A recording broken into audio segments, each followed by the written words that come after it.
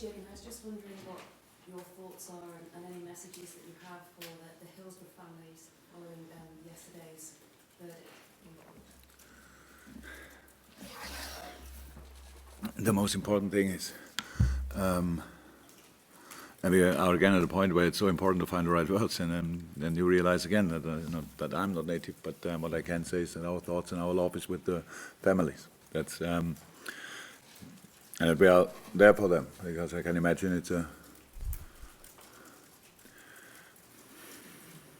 big disappointment there, a big frustration, sadness, of course, that this looks like the final verdict, and so I understand. I'm now 4 years in, and I understand absolutely. Met not only Margaret, but Margaret more often than other people, and I respect a lot how much they fought, how long they fought, and it shows how much it showed always how much it means and meant to them, and so that's it. But apart from that, we have to, the better people in the club have to send the right messages about that. But we are there for them 100%.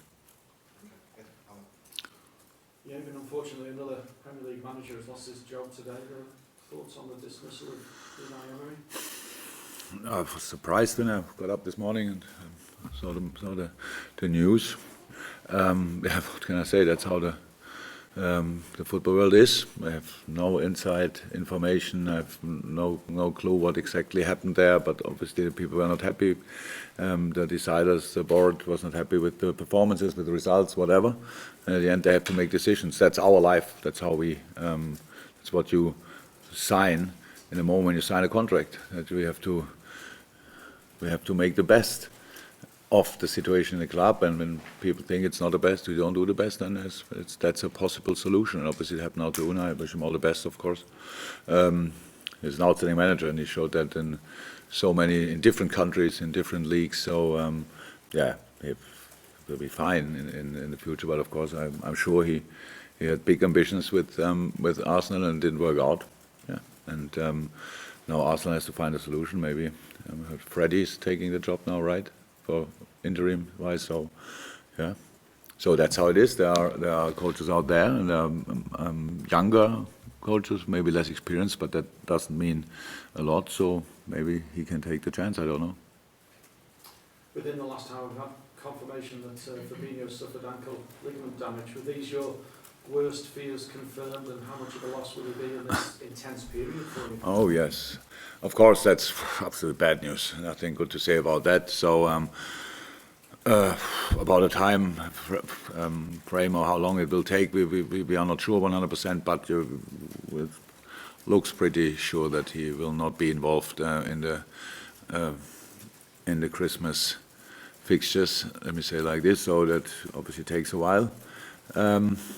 Yeah, that was the whole night after the game. Probably everybody in the interviews, nobody asked me about that, and that was my main problem immediately after the game. But meanwhile, it's we know it since 2 days roundabout, and we have of course solutions for that, for the position.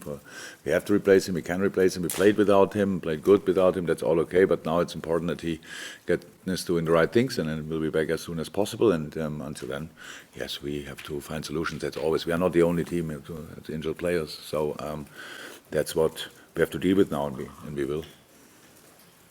You're unbeaten at home in the league in over 2.5 years now. It's a great place to play football. The fans very much help, and now you've got expansion plans for another 7,000 inside Anfield. This is just going to make it even more invincible to play in, isn't it? Fantastic news. Yeah, not for that reason, but I can lose in a stadium with 100,000 people in, unfortunately. So yeah, it's really early stages, so I don't even know exactly what I'm allowed to say, but it's or what I can say. I saw pictures of it. Obviously, it looks really good. To be honest, that's nice, but very early stages, and it's yeah.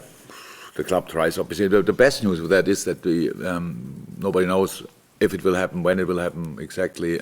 But the best news is obviously this club is constantly try to develop and make the next steps, and that's what I like about the news. Really, making this iconic place available for more people is a very good idea. Could have been mine, it's not mine, but could have been. So it's exciting, but nobody knows exactly how long it will take or whatever. But the plans are in our mind, and that's a good start. Just in terms of the goals that your squad is scoring this season, I think they've spread around the number of your squad players more than any other squad in the Premier League. There's only 5 in your squad that haven't scored in the Premier League who have played there this season. Is there a certain satisfaction with that you're not having to rely on just the front three to do it, that everybody is now chipping in? Look, we always discuss different things. So I think it's not too long ago that we spoke about that. We rely so much on our front three. Now we speak about that. I couldn't care less who scores, to be honest. At the end, I'm really happy when the ball is in the net, in the back of the net. So, yeah, of course it's good, but I still think we could have scored more goals. To be honest, that's the truth as well. So. Yeah, makes us a bit more unpredictable for sure, but it's nothing I really think about. It's what I think about in the moment, and maybe again we come to that point. We play Brighton with a very, very exciting development, to be honest, when you see them playing now, how they play, the way they play, the possession they have. I think they're 7th or so per possession in the league. They had against City 48 or so, that they play proper football, so they have really our own plan, and I respect that a lot. Graham is doing a really good job, and so that's our issue now, not who scores or whatever. We have to score to win the game, and we don't play. Oh, it's not allowed to go in the game like 2.5 years or whatever. We don't think about that. You know that I told you often enough, but it's just a tough one. So that's now this last game, because from now after that game, then pretty much everybody has these kind of 3 games a week in coming up now with different cup competitions. But Brighton had a full week to prepare. So, and they are innovative, and they think a lot about football, obviously, and so they will come here and try to get the points. I'm 100% sure, so no doubt about that, and we have to be ready. 3 days after our game, a very intense game against Napoli, so that's the things I think about, nothing else. Sorry.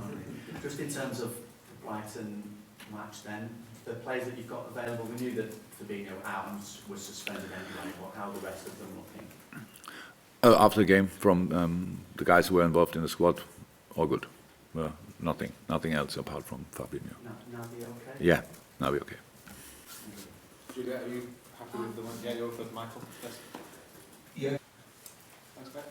Good, thank you. Thank you.